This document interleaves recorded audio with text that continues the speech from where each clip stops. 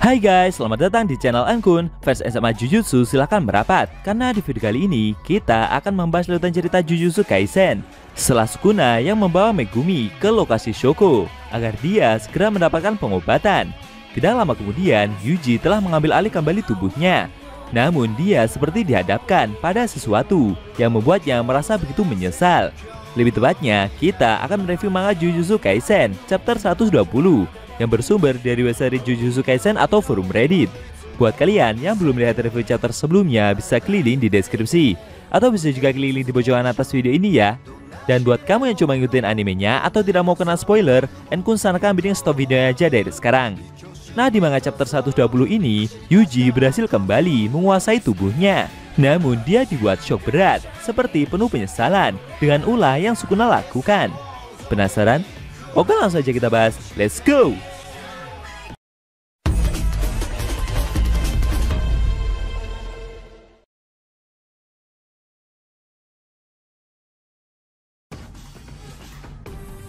Judul chapter ke-120 adalah Insiden Shibuya, bagian ke-38.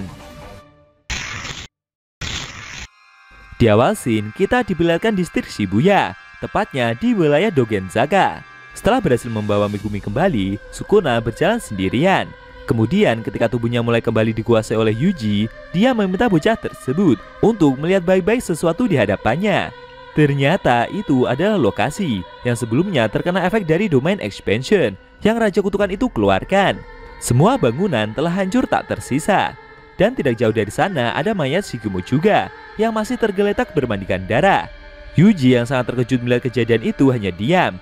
Lalu memori Sukuna ketika dia membunuh ratusan warga, dia transfer kepada pemuda tersebut. Mulai dari domain expansion yang dia keluarkan dengan radius sangat besar, kemudian membunuh beberapa anak didik Geto dan menakut-nakuti beberapa pengguna kutukan, serta Panda dan gurunya Kusakabe. Karena tidak kuasa menahan rasa syok yang dia terima, Yuji pun terjatuh dan perlahan dia mulai menangis.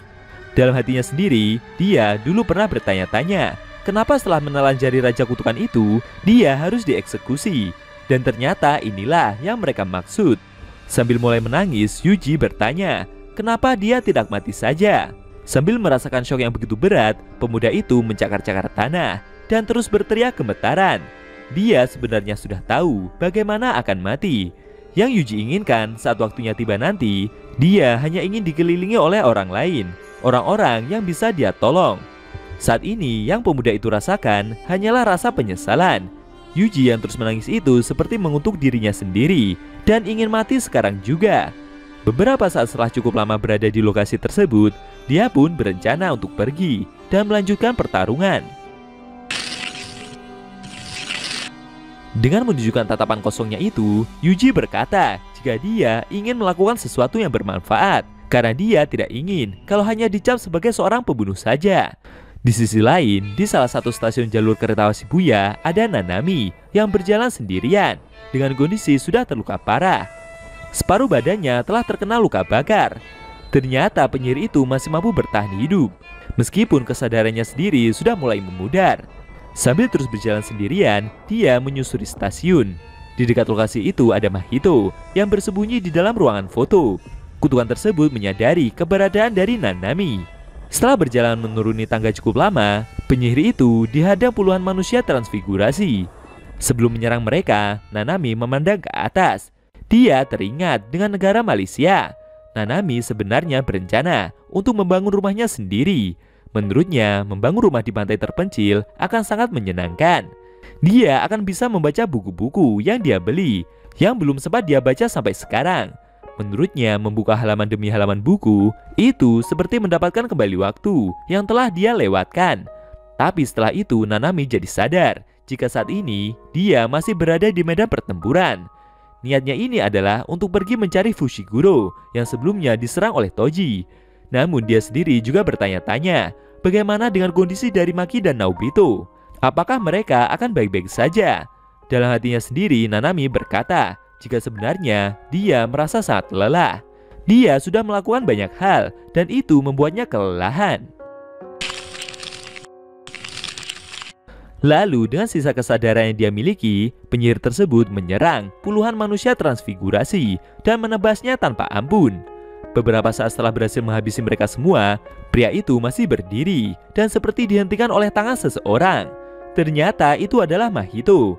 Dengan sisa tenaga yang ada, Nanami berkata jika sebenarnya dia tidak sadar kalau musuhnya tersebut juga berada di sini.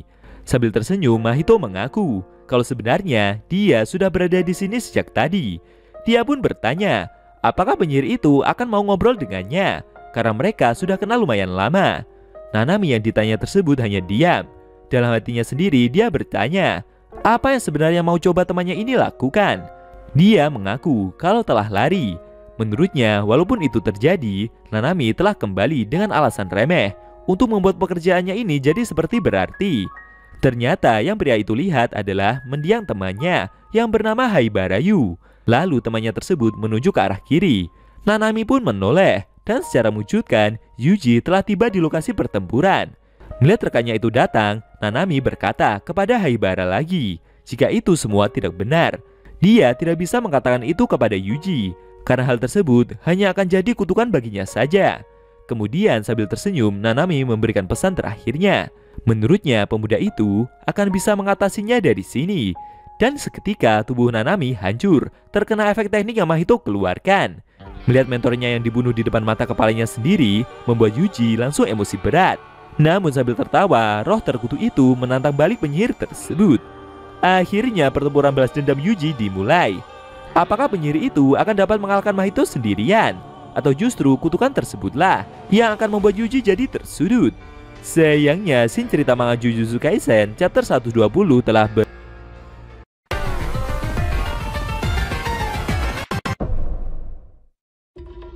Nah, itu tadi review manga Jujutsu Kaisen chapter 120 yang edisinya memperlihatkan Mahito yang menghabisi Nanami secara langsung di hadapan Yuji. Kejadian itu membuat penyihir tersebut begitu emosi dan pertempuran mereka berdua akan segera dimulai. Bagaimana menurut kamu? Jangan lupa tinggalkan komentar kalian ya. Kalau mau nonton review sebelum atau selanjutnya, bisa klik link di deskripsi. Linknya udah Mimin taruh di sana kok. Buat kalian yang nonton review manga Jujutsu Kaisen secara maraton, bisa klik link di deskripsi juga ya guys. Oke, tekan like kalau suka sama video ini dan dislike kalau nggak suka. Jika ada kata-kata dari Enku yang kurang pas, Enku mohon maaf dan sampai bertemu di video review manga Jujutsu Kaisen selanjutnya.